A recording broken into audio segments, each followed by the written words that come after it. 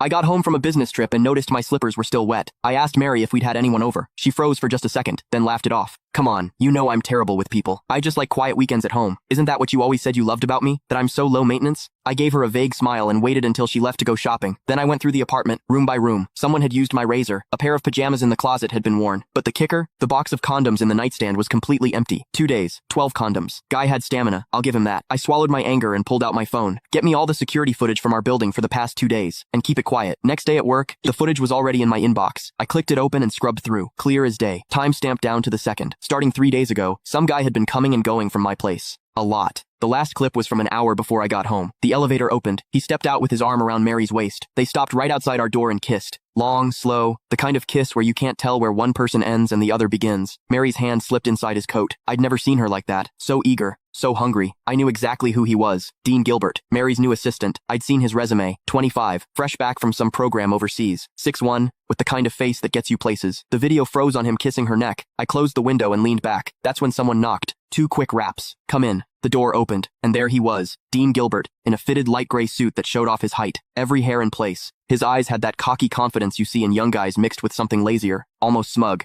He was holding a folder. Chairman Dickerson. His voice was all business. President Henson asked me to bring over the year-end bonus list for your signature. He walked to my desk and set the folder down. No small talk. Didn't leave. Just stood there, waiting. Perfect posture. But his eyes drifted past me to the bookshelf like this was just some boring errand. I looked up at him. He didn't flinch. He even smiled, a smile that was hard to read. Normally, when Mary sent stuff like this or had her secretary bring it, I'd glance at the total and sign. She handled HR and finance. I'd always given her free rein. But today, I picked up the folder, opened it. I went through page by page. Bonuses ranged from tens of thousands to a few 100,000, nothing unusual for this year. Then I hit the last page. My hand stopped. Next to Dean Gilbert's name was a long string of numbers. Year end. Bonus. $1 million.